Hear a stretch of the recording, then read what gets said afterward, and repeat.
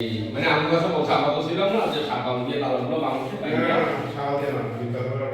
আমার দোকানের স্টাফ না না না না আরে সাবান লাগাবো তো কিছু দোকান খুলছে স্টাফের চাবি নিয়ে ও আচ্ছা রাখ ওই যে তাঙ্গর সর্বতুল্লাহ বড় ভাইয়ের বিল্ডিং এর দোতলায় নিছে নিয়ে তার ওইখানে সব কিছু ফিটিং করতে মানে যা আছে এইখানকার সব মেশিন নিয়ে ওই জায়গায় ফিটিং করে তারা কাজটা করে 730টা হ্যাঁ আমি 40 লাখ টাকা খরচ করে 730টা দুই ইউনিয়নে 730টা লাইন।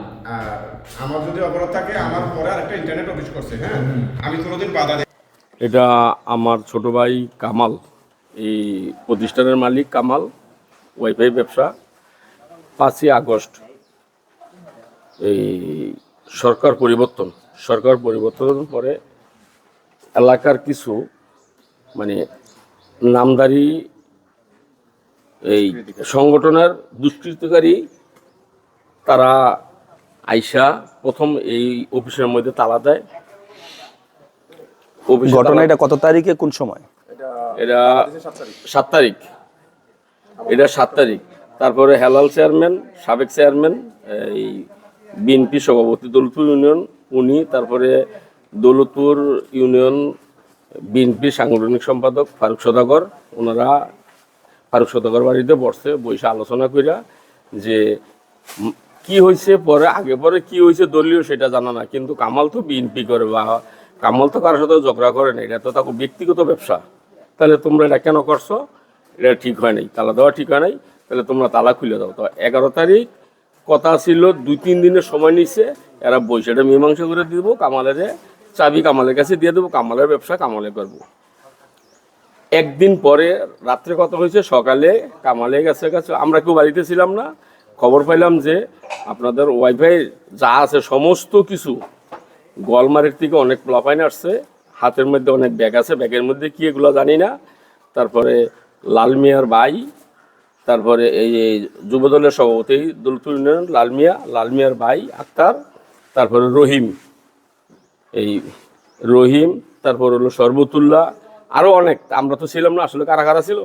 এরা আইসা পরে এই আমগো যে যারা এই লাইনগুলো চালাইতো একবার জোর করে নিয়ে আসছে, নিয়ে আইসা এরা তো আর খুলতে পারে না, ওই লোকগুলো দেয় এরা লাইনগুলো খুললা এরা গাড়ি দিয়া, পিছনের লোক আছে সামনে লোক আছে, এরা নিয়ে গেছে। পরে আমরা খবরে আইসা দেখি যে এটার মধ্যে কোনো 1 টাকার মালও নাই। এটা কি দিনের আলোতে হয়েছে? দিনের আলোতে হয়েছে। তো তখন কয়টা বাজে?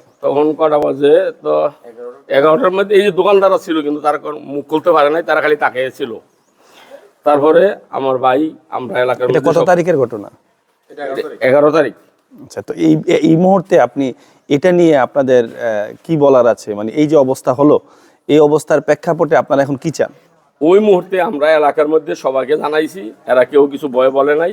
তারপরে থানার মধ্যে গেছে, তখন তো থানা অচল, থানার থেকে কিছু বলতে পারে না, বলছে যদি কোনো সময় যদি কার্যক্রম আরম্ভ হয় তাহলে ইনশাল্লাহ আমরা দেখব।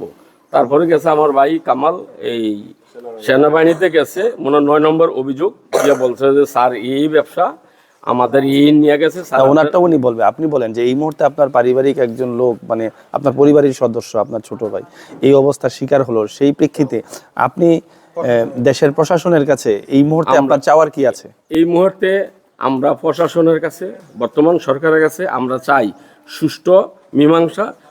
আমরা যদি কারো যদি এমন কোনো ক্ষয়ক্ষতি বা এমন কারো যদি কোনো কিছু আত্মসাৎ করে থাকি, তাইলে যারা আমগোড়া করছে সঠিক করছে। আর আমরা যদি কারো না করে থাকি, আমগো এই সম্পদ কেন নিল, আমরা সরকারের কাছে চাই, প্রশাসনের কাছে আমরা সুষ্ঠু বিচার চাই, যে আমগো জিনিস যেন আমরা ফেরত পাই। ধন্যবাদ আপনাকে। জি, আসসালাম।